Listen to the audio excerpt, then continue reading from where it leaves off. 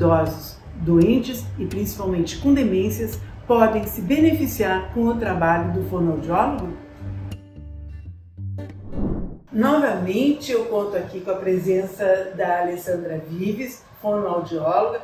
Nós já conversamos mais para trás, um tempo atrás, e foi tão bom, eu fiquei tão contente que não tive como não te pedir para voltar e para a gente poder entrar um pouco mais nas questões das doenças. Tudo bem, Alessandra? Tudo bem, Rosa. Prazer estar aqui novamente contigo, participando do teu canal e trazendo um pouquinho mais da minha experiência com as doenças que os idosos começam a apresentar na fase mais avançada da vida. Tentando expor um pouco mais as dificuldades dos idosos, mas principalmente quando eles já apresentam doenças da idade, né? E hoje em dia a gente sabe que as doenças estão avançando cada vez mais, porque os idosos também estão vivendo mais. A gente precisa saber como lidar com isso e com essas alterações que as doenças trazem consigo. Doença de Parkinson, que é uma demência também, Alzheimer, demência senil, escleroses múltiplas, esclerose lateral amiotrófica, enfim, outras doenças, né, do sistema nervoso central, como a gente diz, e doenças neurológicas. O fonoaudiólogo está inserido nessa área, porque ele não trata somente da deglutição, como nós falamos, né, no teu outro programa, mas também de problemas da comunicação, que as demências também vão trazer manifestações como alteração de memória, alteração cognitiva, alteração linguística. O idoso ele começa a falar menos também, a gente precisa entender, será que isso faz parte dessa fase nova? Ou será que ele tem alguma doença que está causando essa dificuldade de fala, né? Então, de que forma a gente pode atuar, não só para diminuir e prevenir riscos respiratórios com a alimentação, mas também como atuar nessa questão de linguagem, da fala propriamente dita, porque ele precisa se comunicar, ele precisa expressar o que está sentindo também, né? E de que forma o fonoaudiólogo pode ajudar, né? A gente desenvolve terapias também de estimulação da fala expressiva, da fala compreensiva. Por vezes eles não conseguem entender também o que o seu interlocutor está dizendo, né? Então a gente precisa ter aliados. Quem são os nossos aliados, né? Para ajudar tanto a seguir as orientações alimentares quanto no estímulo da linguagem expressiva e compreensiva? São os familiares, em primeiro lugar, né? Porque muitas vezes eles fazem o papel de cuidador, e os próprios cuidadores, sejam eles técnicos de enfermagem ou não, tá? Mas como a gente tinha dito também no programa anterior, que o familiar sendo responsável pelo paciente, pelo idoso, é ele quem vai delegar funções, né? Então ele pode dizer, vamos modificar isso ou não vamos modificar, vai depender o quanto ele aceita e entende das recomendações que o fonoaudiólogo passa, tá? O que a gente vê na fase idosa com alguma doença neurológica, vamos pensar numa demência como o Alzheimer, é que as funções elas vão se deteriorando de uma forma mais violenta, né?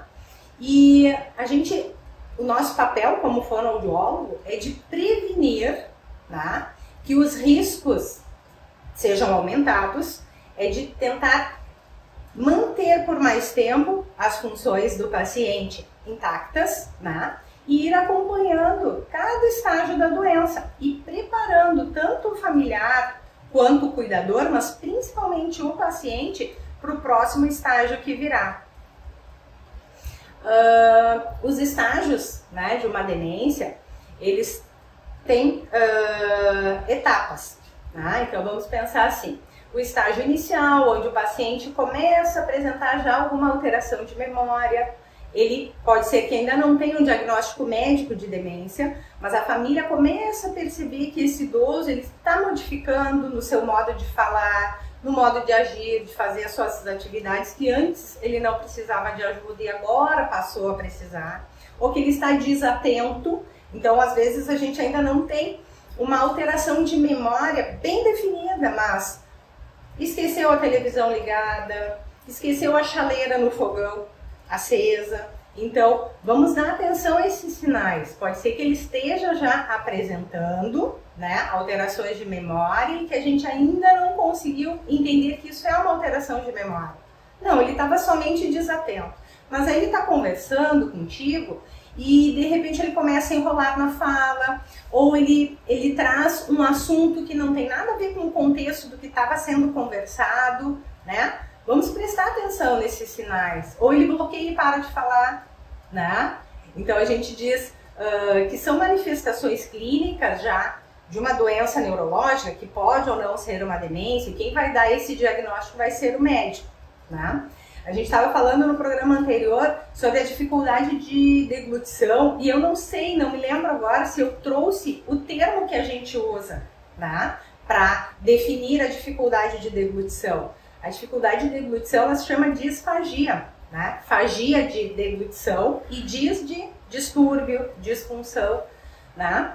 Então a gente trabalha no sentido amplo, global, a gente não pode dividir o idoso em partes. Então a fono não vem só para trabalhar hoje a deglutição, modificar a alimentação, gerenciar a saliva do paciente. Não, ela tem que ver o idoso como um todo, né? Ele é global, não vou dividi-lo em partes. Então, eu posso sim dividir uma sessão terapêutica, como a gente chama, que é aquele período que a gente fica com o paciente, seja em 2 ou 3 sessões semanais, mas eu posso dividir o meu trabalho, eu posso fazer um planejamento terapêutico onde eu vou trabalhar 30 minutos somente o processo de engolir e os outros 30 minutos uma estimulação de linguagem, de fala, de compreensão, de memória, né? Então a gente tem que saber a necessidade desse idoso, dessa pessoa e traçar uma conduta de trabalho em cima disso, ajudando não só ele, mas familiares e cuidadores a como lidar com a sua dificuldade. Quais são as doenças mais comuns no envelhecimento que precisam da assistência de fonoaudiólogo? Atualmente, a doença mais comum, digamos, que atinge a maior população idosa é a demência de Alzheimer. Essa é a principal no mundo todo. São mais de 250 milhões de idosos com essa doença já diagnosticada, né? Entre as demências, ela é a mais, digamos assim, é o estouro, né? É o boom, assim, do momento. Então, é onde a gente mais precisa ter cuidado, porque os problemas que essa doença traz, essas alterações provenientes da doença, elas são muito impactantes, porque o paciente ele não vai a óbito pela doença em si, morreu de Alzheimer, né? Morreu de Parkinson, não. Ele vai a óbito pelos prejuízos e pelas alterações que essa doença pode trazer a ele. E normalmente é uma doença respiratória, uma pneumonia aspirativa. Alessandra, por mim eu ficaria aqui muito mais tempo conversando, porque eu acho que o assunto é de extrema relevância, tu te comunicas muito bem e eu te agradeço imensamente de poder contar contigo nesses 2 episódios. E espero que a gente ainda tenha um terceiro.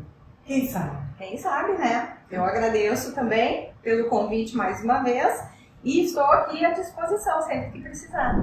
Espero que vocês tenham gostado desse vídeo. O canal Longe Perto dos 60 está sempre trazendo novidade.